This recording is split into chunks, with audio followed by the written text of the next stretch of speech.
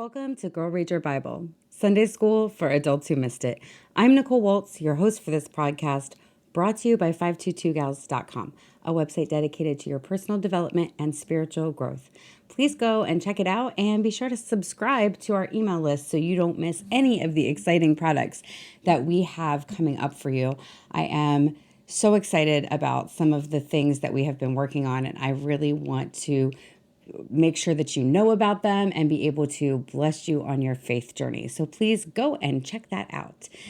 Today on Girl Read Your Bible, we are finishing up the story of Joseph, an incredible person of integrity who had incredibly unfair things happen to him, and he is still blessed and favored by God even in the darkest moments. And so we started part 1 last time. So please make sure you watch that so that you know where we're at, because we are going to dive into the second part of his story and it's going to get even more interesting. Joseph is going to have the option for revenge or forgiveness. He is going to be put in a really unique position of getting to really see who he is and make a decision about the type of person he's going to be. And it is a beautiful model for us. And his story is about to get really exciting. So we are starting today in Genesis chapter 40. Joseph is in prison. Remember, he's been thrown in prison because he was unfairly accused by a woman who was really wanting to be with him, and he said no, and she made some false accusations that landed him in jail. And it's been that's a bad thing to happen, right? But Joseph was still elevated to, he found favor with the warden, and he was elevated to care for the other prisoners, and he's still in the best position possible for the place that he's in. So even in unfair circumstances, he's still keeping his integrity and finding favor with God and being elevated in those dark places. And I get so much out of just that, knowing that right there. But we're going to get so much more. So read with me, girls. Sometime later, because he's been in prison for a while. Sometime later, Pharaoh's chief cupbearer and chief baker offended their royal master. Pharaoh became angry with these two officials, and he put them in prison where Joseph was, in the palace of the captain guard. They remained in prison for quite some time, and the captain of the guard assigned them to Joseph, who looked after them. While they were in prison, Pharaoh's cupbearer and baker each had a dream one night, and each dream had its own meaning. When Joseph saw them the next morning, he noticed that they both looked upset. "Why do you look so worried today?" he asked them. And pause. I just want to let you know a couple things. One, a cupbearer was something for centuries, the royal families would have a cupbearer, and that would be the guy who would sample your wine or anything that they brought to you first. I considered this high job, but it was a super dangerous job because he was the guy who took the first bite, the first drink, whatever, because if someone was trying to poison Pharaoh, then they would actually poison the cupbearer first. It was like this safety measure. So it was considered this high, great position, but it, of course, had a lot of danger because if somebody was, in fact, trying to poison Pharaoh or the king or whoever, because this is a common practice throughout history, they would have, a cupbearer who would be like this, kind of like the test dummy. But for some reason, that was still promoted as like a high-ranking job. I guess because you got to eat a lot of good foods and the odds were in your favor that people knew there was a cupbearer, so they weren't going to waste their time with that method of coming after a king or pharaoh or what have you. In any case, I just wanted you to know what this cupbearer even is. And then I want to mention that in verse 7, where Joseph says to both of them, "Why do you look so upset and worried today?" I want to remind you, just for context, they're in prison. They're in jail. Why do you look so upset and worried today? I mean, I think that the circumstance that you're in would be reason enough. So I'm reading between the lines here and telling you that I think that means that things were pretty well run, pretty well taken care of. Joseph's showing concern for the people that he's in charge of looking after. So he has we're seeing just a glimpse into his character right there.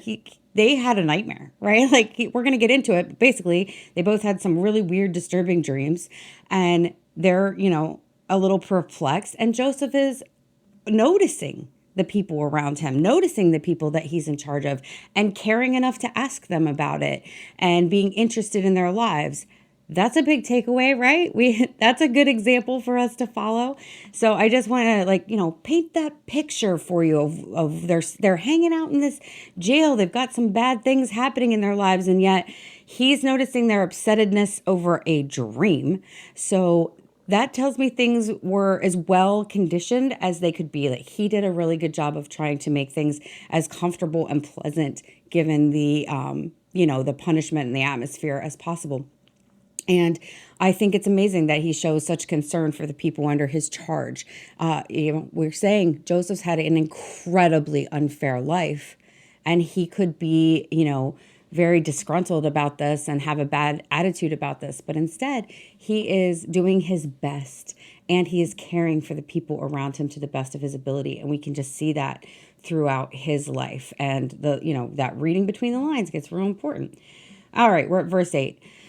And they replied, "We both had dreams last night, but no one can tell us what they mean."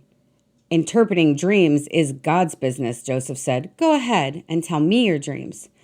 So the chief cupbearer told Joseph his dream first. "In my dream," he said, "I saw a grapevine in front of me, and the vine had 3 branches that began to bud and blossom, and soon it produced clusters of ripe grapes. And I was holding Pharaoh's wine cup in my hand. So I took a cluster of grapes and squeezed some juice in the cup, and then I placed the cup in Pharaoh's hand." Joseph then says, "This is what the dream means. The 3 branches represent 3 days. Within 3 days, Pharaoh will lift you up and restore you to your position as the chief cupbearer. And please remember me and do me a favor when things go well for you. Mention me to Pharaoh, so he might let me out of this place. For I was kidnapped from my homeland, the land of the Hebrews, and now I am here in prison, but I did nothing to deserve it." And when the chief baker saw that Joseph had given the first dream such a positive interpretation, he said to Joseph, "I had a dream too. And in my dream, there were 3 baskets of white pastries stacked on my head, and the top basket contained all kinds of pastries for Pharaoh, but the birds came and ate from the baskets on my head." But his dream's not going to have such a good meaning. "This is what the dream means," Joseph told him. "The 3 baskets also represent 3 days. 3 days from now, Pharaoh will lift you up and impale your body on a pole. Then birds will come and peck away at your flesh." Pharaoh's birthday came 3 days later, and he prepared a banquet for all his officials and staff, and he summoned the chief cupbearer and the chief baker to join the other officials. Then he restored the chief cupbearer to his former position so that he could again hand Pharaoh his cup. But Pharaoh impaled the chief baker just as Joseph had predicted when he interpreted his dream. Joseph's chief cupbearer, however, forgot all about Joseph, never giving him another thought. That's incredibly sad. He was perplexed. This person came out, reached out to you, told you good. I don't know how he could completely forget about him, but he was so, happy to be back into his life. He never really thought about this guy again. He kind of put that stuff out of his mind. It'll come back. It'll come back eventually.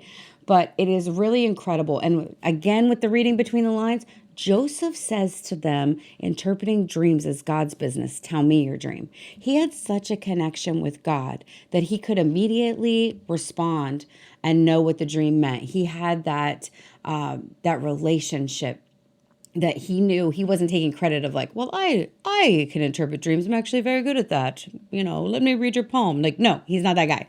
He's just in such connection with God, and he's giving God the complete credit that he knows this is going to be no problem. God is that's mine and God's thing. He gives me dreams. I know what they are. I know what they mean. This becomes really important later. There's a reason I was harping on that, girls. In any case, we're going to continue in chapter 2 because it's getting good. It's been 2 full years later. That wasn't 2 years after the dreaming and the reinstating and all the stuff. 2 years later, Pharaoh dreamed that he was standing on the bank of the Nile River, And in his dream, he saw 7 fat, healthy cows come up out of the river and begin grazing in the marsh grass. Then he saw 7 more cows come up behind them from the Nile, but they were scrawny and thin. And these cows stood behind the fat cows on the riverbank, and then the scrawny, thin cows ate the 7 healthy, fat cows. At this point in the dream, Pharaoh woke up, but he fell asleep again and had a second dream. And this time he saw 7 heads of grain, plump and beautiful, growing on a single stalk.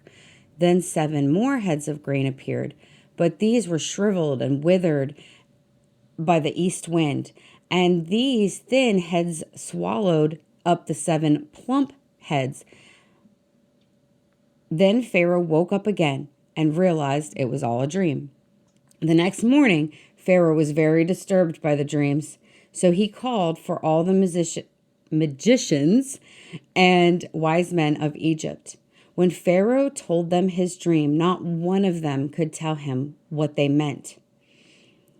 Finally, the king's chief cupbearer spoke up.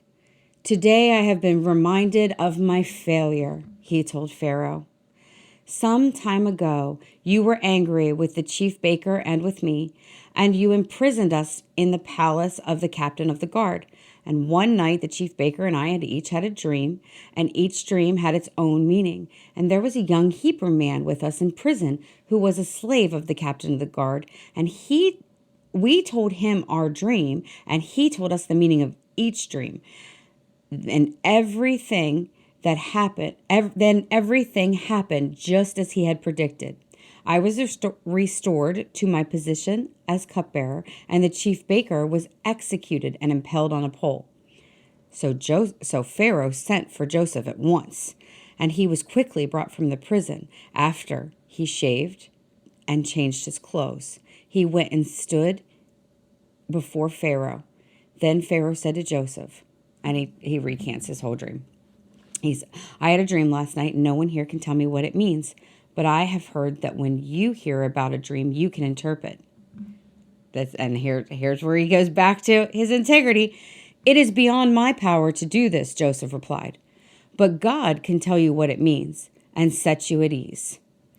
Stop. So that's really valuable, because here he is in his trail of bad circumstances, and he's coming before Pharaoh, and Pharaoh says, "I know you can do. I've heard you could do it," and he could totally take credit, be like, "Yes, I can. Tell me your dream," and just move on from there, because he obviously wants to find some Pharaoh favor and hopefully get to stay out of prison. But he doesn't. He wants to always give God the credit. He's always keeping his focus on the Lord, and that's a big takeaway for us, right? So Pharaoh is going to tell him the dream that I have already read to you. So you please go ahead and reread it yourself, but it is repeated almost verbatim. And, he says exactly what had happened in the dreams. And we're going to drop down to verse 25. We're going to skip the retelling. And Joseph responded, "Both of Pharaoh's dreams mean the same thing. God is telling Pharaoh in advance what he is about to do. The 7 healthy cows and the 7 healthy heads of grain both represent 7 years of prosperity. The 7 thin, scrawny cows that come up later and the 7 thin heads of grain withered by the east wind represent 7 years of famine. And this is what this will happen, just as I have described it, for God has revealed it to Pharaoh in advance, so he is about to do it. The next 7 years will be a period of great prosperity throughout the land of Egypt, but afterward there will be 7 years of famine, so great that all the prosperity will be forgotten in Egypt. Famine will destroy the land. This famine will be so severe that even the memory of the good years will be erased. As for having 2 similar dreams, it means that these events have been decreed by God, and he will make them happen soon. Therefore, Pharaoh should find an intelligent and wise man and put him in charge of the entire land of Egypt. Then Pharaoh should appoint supervisors over the land and let them collect 1/5 of all the crops during the 7 good years. Have them gather all the food produced in the good years that are just ahead and bring it to Pharaoh's storehouses. Store it away and guard it so that there will be food in the cities. That way, there will be enough to eat in the 7 years of famine when the 7 years of famine come to the land of Egypt. Otherwise, this famine will destroy the land. I mean, how wise is he? He doesn't just interpret the dream and it says, so again, obviously we got another takeaway from Joseph, because he didn't just interpret the dream as he was asked. He followed up with what to do about it. He had instructions of how to make the problem better. I mean, all he was asked to do was interpret the dream. He could have said, this is what it means. We got 7 good years of prosperity coming. We got 7 years of famine coming, and that's going to be really bad. And then he could just pause and wait. Like, he did his job. He did what he was asked. No. He couldn't just do what he was asked. He's a problem solver. He's a person that gets put in charge of things wherever he goes. He knows how to handle situations, and he's wise and has integrity. So he follows up with, and I'm going to help you out on the next step here, Pharaoh. I'm going to tell you what you should do that would solve this problem. And I think I love it. I just love Joseph. I love his integrity. I love the way he handles things and the way he thinks. He's an inspiration to me. Can you tell? I'm a big fan. Let's keep reading. Verse 37. Joseph's suggestions were well received by Pharaoh and his officials. So Pharaoh asked his officials, can we find anyone like this man, so obviously filled with the Spirit of God? And while that's not, I'm going to pause again. While that's not our takeaway scripture for the week, wow. Pharaoh, who has many gods, who serves all kinds of things, recognizes the power of the God that Joseph serves. And he recognizes this man is filled with the Spirit of God. And that's the example that I really want to get a hold of. That's the thing I really want in my life, is for people to say, and just know, and just have interactions and say, this woman is filled with the Spirit of God, and recognizes the power of God in my life. Like they're recognizing the power of God and the favor of God in Joseph's life. It's such an incredible takeaway for Pharaoh to say this of Joseph. We're going to keep reading. Then Pharaoh said to Joseph, since God has revealed the meaning of the dreams to you, clearly no one else is as intelligent or wise as you are. I'd also like to hear people say that about me. Sidebar. You will be in charge of my court, and all my people will take orders from you. Only I, sitting on my throne, will have a rank higher than yours. Woo! Can we just say, praise the Lord? This man was just in prison like a couple hours ago. Like he's had years. He was there for years. We know it was more than 2 because it was 2 years from the dream. So, and he'd been put in charge, so it had to have been longer than that. We could guess 4 years. It could be longer. I don't actually know. But he's been in jail for a long time. He's been sold into slavery. He's had a ton of terrible things. And God had given him a dream when he was a young man. We talked about this last time. That's how his story starts. That's how his brothers got so upset with him. Telling him he was going to be in leadership, telling him he had a plan and a destiny on his life. And Joseph has hung on to that and walked with integrity his entire life. And it is happening for him right now. Pharaoh, the Pharaoh, the king of all the things, the whole land of Egypt, very powerful, important place. And he says, I'm going to put you in charge. Everyone is going, you're a foreigner. You know, I told you there's like all these tensions between one nation to another. So here's this random Hebrew former slave who's just been pulled out of prison, and I'm going to put him in charge of the entire land, and everyone is going to listen to you. You are going to be the most powerful person just under me. The only person more powerful than you in this land is me sitting on this throne being Pharaoh. You're the boss of everything. I mean, that's really redemption right there, friends. So when things get really bad for you and you're having a hard time and people have torn you down and things have been unfair and you have been lied about or cheated or whatever the case may be, remember Joseph. Go back to this story. Read it again. Keep your integrity. Keep your faith. Model Joseph. Look at what has happened for him. He was literally in a pit. He was literally sold as a slave. He was literally in prison. And now he is basically the ruler of Egypt right next to Pharaoh. I mean, what an incredible, and just like that, just one day, right? Because how many days, this is me, right? How many days are you sitting in this prison? Are you sitting in this bad circumstance, in this place, this dark, stupid place where you know you weren't supposed to be, and it's very unfair and upsetting, and you know, right? Like, that's the thing for me. Like, I've read the Bible, so this is why this is valuable, because you know that any one day, your complete circumstances can change. One encounter, one dream, one person speaking up for you, right? Because if he hadn't interpreted the cupbearer's dream, then the cupbearer wouldn't have been able to mention him to Pharaoh. Like, timing was everything.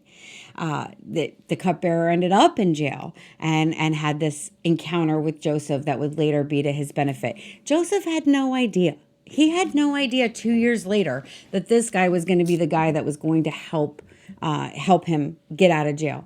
It certainly didn't happen instantly. I mean, he did tell him, please mention me to Pharaoh and remember me when you get out of here. And so I would think that 2 years later, Joseph had probably given up hope that that was going to be his way out, that that was going to be what would help him. But we do know, because we do know that he kept his integrity, that he kept his faithfulness, that he kept believing in God. Why? Because God came through for him. That's why we know. We know he kept showing up. He kept being this person.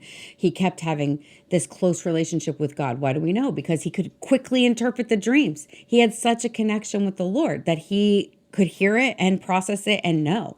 And that's an incredible takeaway from the life of Joseph, and for us to hold on to. This is why I tell you, it's important to know the Bible and the stories in the Bible, because God is not a respecter of persons. If he did these things for Joseph, he can do these things for you. It's not different. I know it feels different because here's this famous character person that made it into the Bible, and it's a very old, long time ago. That doesn't matter. This is an example of the things that God can and will do for you. And so knowing these stories gives us a lot of hope and gives us a lot of faith and understanding in how God does show up. He does hardly ever really show up in the way or the timeline that we would like. That's like never in the story. I'll spoiler alert, you can read the whole Bible. Never happens the way that the person wants or thinks, or the way that you would personally make it happen if you had the ability to do so. Because I'm sure Joseph wouldn't have wasted many years in prison in preparation for his time in leadership. Like, that wouldn't have been his choice. But it was the plan of God for whatever reasons, whatever lessons he needed to learn, whatever humility he needed to learn, whatever it was. We don't have that kind of insight, but we have faith and trust that God had that kind of insight. He was in the right place at the right time to get to Pharaoh, to be elevated to the highest person in the land, the most important in charge. And this is going to be real valuable, because God is not done with Joseph's redemption story. This is redemption part 1, but it's going to get even better. And it speaks to us because it's a reminder that it can happen in an instant.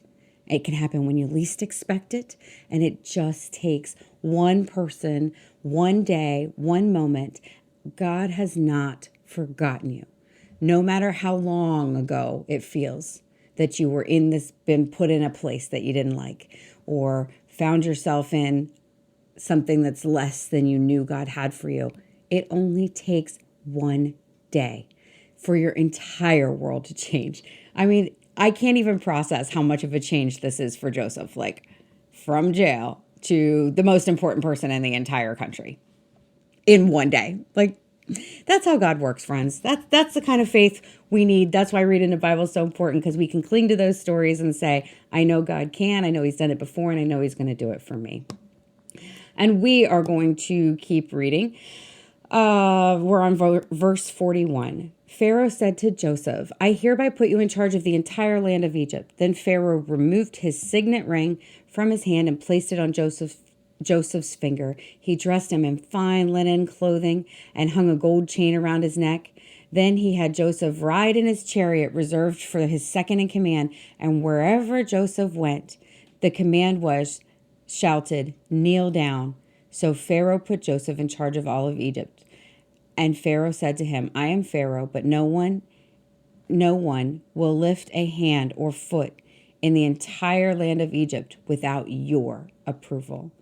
What do you say there, friends? When we back up a little bit, the command that was shouted when he's riding through town, kneel down.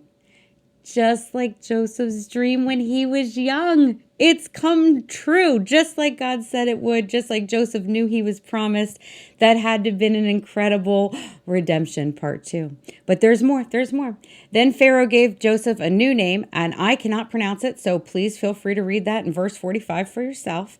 He also gave him a wife who was the daughter of Azeneth, and she was the daughter of whose name was Azeneth. Yeah, I'm sorry. I told you I'm so bad with pronunciation, but don't let that hesitate you from reading the Bible. Just go with the words. Sound them out. She was a daughter of Potiphar, and this is not Potiphar, where we talked about before. This is Potiphar. Potiphar is the priest of On. So again, remember, they have lots of gods, lots of different religions. And so he was a big deal. And so his daughter was given to Joseph in marriage, as was the custom in that time. That was normal to arrange marriages for your children. So Joseph took charge of the entire land of Egypt. He also got an Egyptian bride. That's relevant. And, he was 30 years old when he began serving in the court of Pharaoh, the king of Egypt. And when Joseph left Pharaoh's presence, he inspected the entire land of Egypt. I'm just going to pause really quick because we know at the beginning of his story, it said that he was 17. It told us that. So we have a better timeline for the things that he has endured, that this has been 13 years of betrayal of your brothers, loss of your family, a life of servitude, a long time in prison. This has been 13 years of preparation and what felt like punishment for this before he got here to this place. There's also a lot of correlation. And again, this is Sunday school for adults who missed it. So I'm not going to get into this. I'm just going to give you like a little tidbit. There's a lot of the Old Testament is a reflection of the New Testament, of the things to come. God loves foreshadowing. So for those of you who really enjoyed high school English class and you remember, the foreshadowing and the reading between the lines and the setting up, the repeat story, that God started that. Okay. That's his thing. He likes to foreshadow future events. And so there's a lot of things in the life of Joseph that foreshadow and are similar to the life of Jesus. And we can see a lot of similarities in his journey. And I'm not going to get into those in today's episode, but I do find that super interesting. So you can Google that. You can look for different teachings on a parallel between Joseph and Jesus. Really good stuff. And one of the things here is that Jesus starts his ministry when he is 30, and Joseph starts ruling in the palace when he is 30. And that's just one tiny similarity, tiny parallel, but there are actually many, and it's a really good study. So we're in verse 47. As predicted, for 7 years, the land produced bumper crops. During those years, Joseph gathered all the crops grown in Egypt and stored the grain from the surrounding fields in the cities. He piled up huge amounts of grain, like sand on the seashore. And finally, he stopped keeping record because there was too much to even measure. During this time, before the first of the famine years, 2 sons were born to him and his wife. Joseph named the older son Manasseh, for he said, God has made me forget all my troubles and everyone in my father's family. So he's getting redemption because he's getting his own family. And Joseph named his second son Ephraim, for he said, God has made me fruitful in the land of my grief. He's again recognizing and giving God glory for the redemption in his story. At the end of the 7 years of the bumper crops throughout the land of Egypt,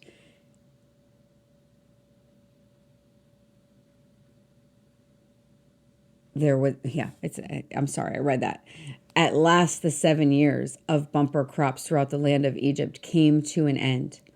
Then the 7 years of famine began, and just as Joseph had predicted, the famine also struck all the surrounding countries. But throughout Egypt there was plenty of food because he'd stored it up. They'd prepared. Had good preparation.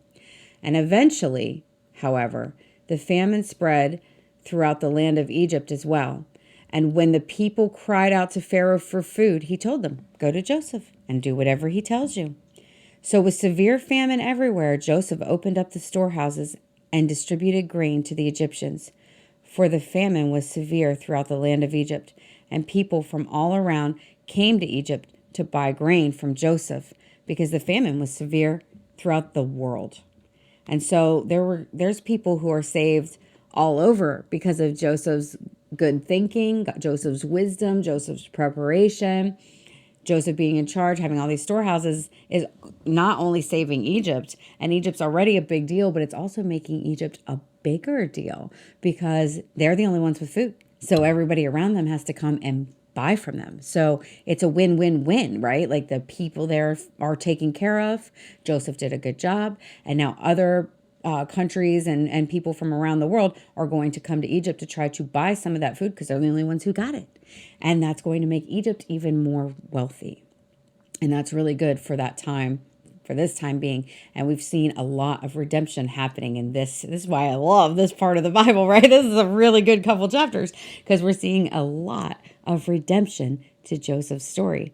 Him getting a new family and feeling like, he's been redeemed with having that love that he's been searching for his whole life. That's incredible. And God is still not done. He's still got more redemption for Joseph. We're going to keep reading. We're in chapter 42. When Jacob, remember Joseph's father Jacob, heard that grain was available in Egypt, he said to his sons, "Why are you standing around here looking at one another? I have heard that there is grain in Egypt. Go down there and buy enough grain to keep us alive. Otherwise, we'll die." So Joseph's 10 older brothers went down to Egypt to buy grain. Now remember, pause. Oh, it's going to tell us. I don't have to pause. But Jacob wouldn't let Joseph's younger brother Benjamin go with them for fear some harm might come to him. So now I'm about to pause. So remember that he's one of 12 and he has one full-fledged younger brother, but then he's next, and then the rest of them are older. Okay, but his youngest brother would be also from Rachel, the beloved wife. So they all think that Joseph is dead at this point. Like his father's always thought that, but I'm pretty confident that the rest of the brothers that knew what really happened, they'd sold him into slavery. They're pretty sure he's not doing well. He didn't make it. They're never going to see him again. So this is where the story is going to get so interesting. So Jacob's sons arrived in Egypt along with others to buy food, for the famine was in Canaan as well. Since Joseph was governor of all of Egypt and in charge of selling grain to all the people, it was him that his brothers came to. When they arrived, they bowed down before him with their faces to the ground, just like in his dream from the last episode, from the beginning of the story. Just like he predicted they would, and they hated him for it. And look, it is coming to pass just like God told Joseph it would. Even in prison, he had to believe in the promise of God. Even in prison, he had to know that his relationship was strong, that he wasn't confused, that he heard God right. Even among all the awful things, unfair, unjust things that had happened to Joseph, here he is, another redemption in the story. His dream that this would happen is happening before him right now. That is our big takeaway from Joseph's story today, friends. Joseph serves a God of redemption, as do we. Joseph serves a God who keeps his promises. No, it doesn't always look like we think. It almost never looks like we think or expect, actually. But Joseph's been in unfair, dark places. He has been redeemed restored and put to a higher place than even he could imagine. He'd had a dream. He'd known his brothers were going to bow down before him. He didn't know the full context of what that meant. But I highly doubt that at any point in his life, he thought, well, I'll probably be second only to Pharaoh one day in the future. God is able to do abundantly more beyond all that we can ask or think, even in the great thing that he has promised you, even in his tremendous blessing and favor. He does things that we couldn't even expect, and he does it and he makes these changes in an instant. In one day, Joseph's life completely changed from being in a prison, from having 13 years of bad circumstances and unfair things. And now he has been redeemed and restored and put better than anything was before. He has now gotten a leadership and comfort, and he has in charge of the things.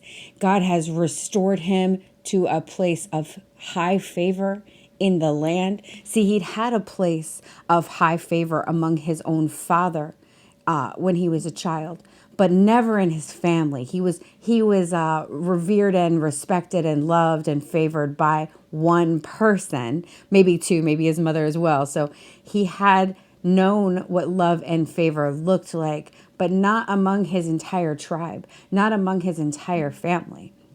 So him being elevated to this place was greater than the story before. Redemption for God is so much better than what we'd had in the past. It's so much more. Redemption is like a multiplication equation, right? So he's getting, all of this. He's getting these comforts. He's now had children. He has a wife. He has a new family. So he's had the redemption of the love of a family, again, better than what he had before. And now he's getting, it's just got to be so gratifying for that dream to come to full fruition and to see that really play out exactly, right? Like not just like a suggestion or a metaphor for something, right? Like literally his brothers have come and bowed down before him, just as he saw in his dream. These are the people who betrayed him. These are the people who set him on this bad path where all these unfair things have happened to him. And it started with them.